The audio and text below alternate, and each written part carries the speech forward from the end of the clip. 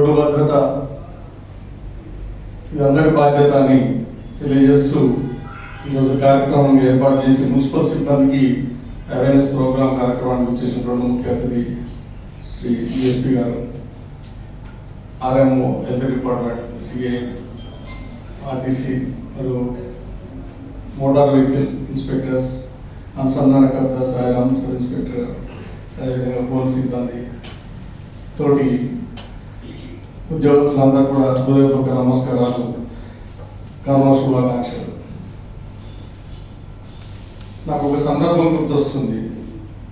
ఒక 10-12 years back నేను ఊళ్ళో నుండి కారు వెళ్తే ఈనాడు ఆఫీస్ నుండి లెఫ్ట్ టర్న్ తీసుకోగానే హైవేకి ఎక్కింది. ఎక్కడైనా అక్కడ ట్రాఫిక్ వేస్తే ఆపినా.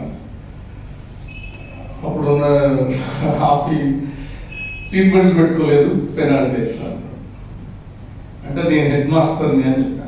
అయితే నీకు ఖచ్చితంగా కాదు. ఇప్పుడు చెప్పండి, మీకు పెనాల్టీ వేయాలన్నా అవుతా అంటారు. నాకు కూడా అనిపించింది వేయండి సార్, 100 rupees కట్టి వెళ్ళాను. అపార్ట్మెంట్లో సీట్ బెల్ట్ పెట్టకుండా ఇంటి నుండి రోడ్డు ఎక్కిన సీట్ బెల్ట్ పెట్టి బయట అంటే ఆ పరిస్థితి వచ్చేంత వరకు మనకు ఈ అవేర్నెస్ అనేది, అవేకనింగ్ అనేది. ఇప్పుడు మీకు ఎవరికి రూల్స్ తెలవడం ఎవరు ఉన్నారా? దీంట్లో ట్రాఫిక్ నియమాలు తెలవడం ఎవరైనా ఉన్నారా? అందరూ తెలుసు, అనిపిస్తుంది మాకు తెలియదా, దీని కొరకు పండుగ తీసుకొచ్చి కూర్చోబెట్టి మాకు ఏదో చెప్తున్నారనే ఫీలింగ్ మనకు ఉండొచ్చు. కానీ చిన్న చిన్న తప్పు వల్ల కుటుంబాలే సర్వనాశనం అయిపోతున్నాయి ఈ రోజున్న పరిస్థితి. దానికి కారణం మనమే, మన ఓవర్ కాన్ఫిడెన్స్, అజాగ్రత్త. గతంలో మా చిన్నప్పుడు యాక్సిడెంట్ జరిగిందంటే కాలు ఇరిగిందా, చెయ్యి ఇరిగిందా అని అడిగేది. ఆ తర్వాత ఉన్నారా పోయారా అని అడిగేది. ఉన్నాడా పోయిందా. ఇప్పుడు ఎంతమంది పోయిందని అడిగే పరిస్థితి. యాక్సిడెంట్ జరిగింది అంటే ఎంతమంది పోయింది అంటే ఎంత తీవ్రత పెరిగింది చూడండి. మన జ్ఞానం వస్తున్న కొద్దీ, పరిస్థితులు అర్థమవుతున్న కొద్దీ, రోడ్డు వ్యవస్థ బాగుపడుతున్న కొద్దీ, ఇంత నిఘా వ్యవస్థ ఉన్నప్పటికీ కూడా ఇట్లా ప్రాణాలు కోల్పోయే పరిస్థితి ఎంత దుర్భరంగా. సార్ చెప్తున్నాయి, మళ్ళీ బతికింటికి రా అనే ప్రోగ్రామ్, ఎంత చక్కని ప్రోగ్రామ్, మంచి పేరు అది. జీవంతో ఇంటికి రా అని చెప్పడం అన్నమాట. మరి జీవంతో రాకుండా శవంతో ఇంటికి వస్తే ఇంట్లో ఉన్న వాళ్ళ పరిస్థితి ఒకసారి మనం అర్థం చేసుకోవచ్చు. చిన్న చిన్న మిస్టేక్స్. దీంట్లో ప్రధానంగా నేను గమనిస్తుంటాను సార్, హెల్మెట్ పెడతారు ఎందుకంటే పెనాల్టీ వేస్తారంటే బెల్ట్ పెట్టరు. No use. కింద బెల్ట్ పెట్టకుండా హెల్మెట్ పెట్టి ప్రయోజనం ఏం లేదు. ఒక్కసారి తలకాయ వేసింది అది ఎక్కడో పడుతుంది, తలకాయ ఎక్కడికో పోతుంది. ఎంత నిర్లక్ష్యం. నేను చాలా ఆపి కొట్టాలనిపిస్తుంది. మీరేమనుకోండి, నాకు మాత్రం అంత కోపం వస్తుంది, కొట్టాలంత కోపం వస్తుంది. ఎందుకంత అజాగ్రత్త, ఎందుకంత నిర్లక్ష్యం? ఎవరి కొరకు ఈ rules? Rules are made for us. మనం ఏమన్నా పోలీసు వారి రూల్ లేకపోతే ట్రాఫిక్ వాళ్ళ రూల్ అనుకుంటున్నాం. మనం వాళ్ళది కాదు రూల్, మన కొరకు తయారు చేసిన రూల్. మనం పాటించకపోతే దానివల్ల నష్టపోయేది మనమే. ఆపినరు, నాకు పెనాల్టీ వేసినరు, అనవసరంగా వాళ్ళు అట్లా పోతారు ఎట్లా పోతారు, రివర్స్ నెగిటివ్ కాంపిటేట్ చేస్తాం తప్ప అసలు దేని కొరకు ఆపిన మనం చేసిన తప్పేందో మనం రియలైజ్ అవ్వాలి. ఒక్కసారి అదేదో మనకు వచ్చిన తర్వాత వ్యాక్సిన్ ఎన్నిసార్లు వేసుకుంటున్నాం? మనం పుట్టినప్పుడు 3 నెలలకు ఒకసారి, 6 నెలలకు ఒకసారి, సంవత్సరం ప్రతిసారి వ్యాక్సిన్ వేసుకుంటామా? వేసుకోం కదా. అంటే రోగ నిరోధక శక్తి వచ్చింది కదా, మరి తెలివి ఎందుకు రావట్లేదు? ఎక్కడో యాక్సిడెంట్ అయిన తర్వాత, లేకపోతే మనకు ఆల్రెడీ మనకు ఒక పెనాల్టీ ఎప్పుడైనా పడింది, చాలా వస్తూనే ఉంది. ఇంతకుముందు ఆపి రాసి డబ్బులు కట్టించింది మన దేవుడు టింగ్ అని ఫోన్ మోగుద్ది అన్నమాట. అక్కడ అనిపిస్తూనే ఉంటుంది. నువ్వు పలానా చోట స్పీడ్ పోయినావు, లేకపోతే పలానా రాంగ్ పార్కింగ్ చేసావు అని. మళ్ళీ అదే తప్పు చేస్తే ఇంకా మనం ఏమనాలి? రోడ్డు గడ్డగా పోయే బర్రెల గాడిదలకు మనకన్నా తేడా ఉందా? ఒకటే మనం సీరియస్గా మాట్లాడుకుంటాం. వాటికి తెలియదు రూల్స్, అవి ఇష్టం వచ్చినట్టు వెళ్తాయి. వాటి బుద్ధిని మనం తప్ప, అటు వచ్చిన వాటి తప్ప. కొంతమంది వెహికల్స్ కూడా అట్లా వస్తుంటారు. ఇప్పుడు సార్ చెప్పిండ్రు, మనం జాగ్రత్త పోవడం కాదు, ఎదురు వచ్చే వాళ్ళు రాకపోవచ్చు. అట్లాంటి పరిస్థితులు ఉన్నాయి. వెహికల్స్ సంఖ్య పెరిగిపోయింది, ట్రాన్స్పోర్ట్ సిస్టమ్ పెరిగినా కూడా స్పీడ్ పెరిగిపోయింది. వెహికల్స్ చూస్తున్నా బైక్ ఇక్కడ నుండి జస్ట్ ఒక 100 meters 150 వెళ్ళిపోతుంది బైక్. అట్లాంటి వెహికల్స్ తయారు చేస్తారు, దాన్ని ఆపే పరిస్థితి లేదు. మన మనిషే కంట్రోల్ ఉండదు, వెహికల్ కంట్రోల్ ఉండదు. గతంలో పూర్వం గుర్రాల మీద తిరిగినప్పుడు ఎదురుగా ఏమైనా ప్రమాదం ఉంటే మీరు కొట్టినా కోసినా కూడా ముందుగా లేకపోయేది. దానికి తెలుసు ముందు ప్రమాదం ఉందని. బైక్ ఏం తెలుసు? నువ్వు యాక్సిడెంట్ సిగి దాంట్లో పడుతుంది అంతే. మన పిల్లలకు మనం బైక్ ఇస్తున్నాం. ప్రధానంగా ఏంటంటే ఇక్కడ చిన్న పిల్లలకు మాకు ఏజ్ లేదు, లైసెన్స్ ఉండాలి తప్పకుండా. లైసెన్స్ ఉంటేనే బండి ఇవ్వాలనే ఆలోచన మనకు లేదు. ఈరోజు మనం చూస్తే 10th ఇంటర్ లేని పిల్లలు ముగ్గురు కూర్చొని బైక్ మీద పోదు, ఎవరిది తప్పది? పట్టుకొని పోలీసులు చాలా నేస్తే అప్పుడు కరెక్ట్. అది వాడు ఏం చేస్తుందో చూడండి, తల్లిదండ్రుల బుద్ధి తక్కువ కాదు అది. వాడు మందలించాల్సిన అవసరం మనకు లేదా? వాడు చేస్తే ఏడిచేది ఒకటి, మళ్ళీ అంత కొడుకు రావాలంటే ఎంతకాలం పడుతుంది, అవకాశం ఉందా లేదా? అసలు ఇవన్నీ కామన్ సెన్స్ సంబంధించినవి. ఈరోజు పోలీస్ శాఖ వాళ్ళు దొంగలు పట్టుకోవడం అందరించి వదిలేసి రోడ్డు మీద జాగ్రత్తగా నేను చెప్పాల్సిన దుస్థితికి మనం దిగదారు. మొన్న ఎస్పీ గారు రోడ్డు మీద నిలబడి ఫ్లవర్స్ ఇచ్చి బొకేస్ ఇచ్చి వాళ్ళకి జాగ్రత్తగా పోండి మీరు అని చెప్తున్నారు. నిజంగా చాలా అద్భుతంగా అనిపించింది ఆ ప్రక్రియ అనేది.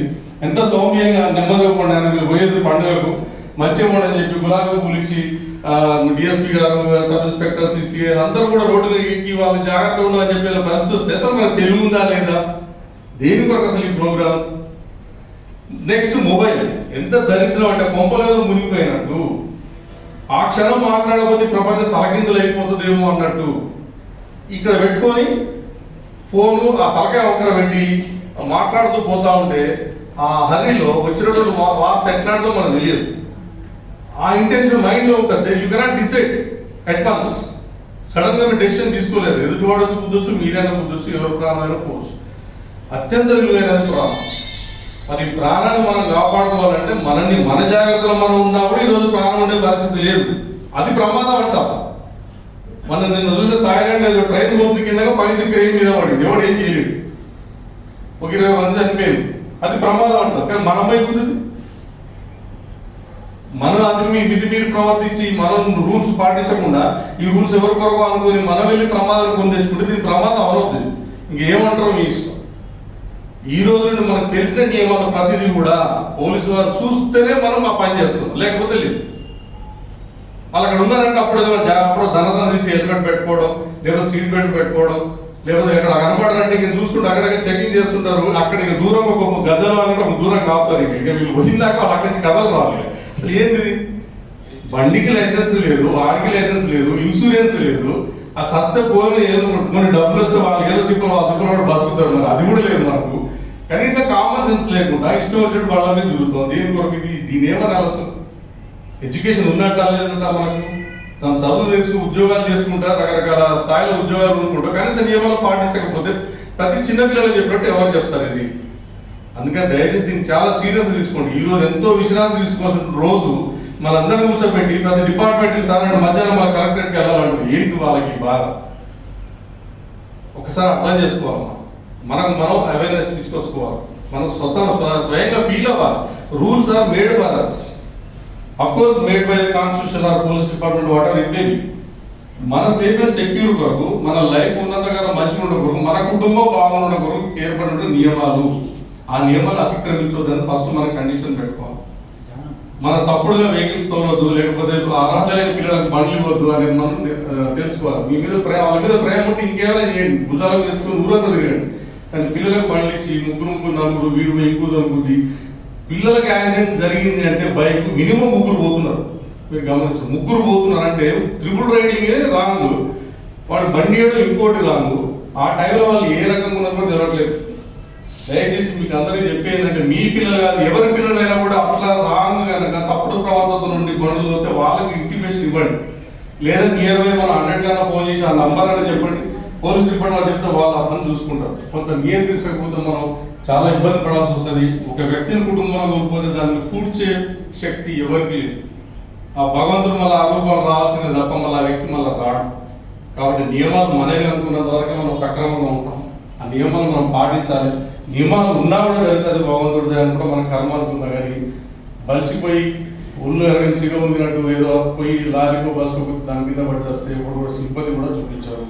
కుటుంబ సర్వనాశనమైంది. కాబట్టి మనం ఈ సందర్భాన్ని సద్వినియోగం చేసుకుందాం. అంతంత విలువైన పండుగ రోజున కూర్చోబెట్టి మనం ఈ జ్ఞానం నేర్పుతున్నారంటే ఇప్పట్లో మనకు తెలిసిందాన్ని మనం దాన్ని వినియోగించుకుందాం, దాన్ని ఉపయోగిద్దాం. తెలిసినంత మాత్రం మనం తెలివైన వాళ్ళం కాదు, దాన్ని ఆచరిస్తే తప్ప తెలివైన వాళ్ళు అనుకోం. కాబట్టి మరి ఈ కార్యక్రమాన్ని నన్ను కూడా ఇన్వైట్ చేసినందుకు డిపార్ట్మెంట్ ద్వారా ధన్యవాదాలు ముగిస్తున్నాను. జై Hind. Sir, thank you sir.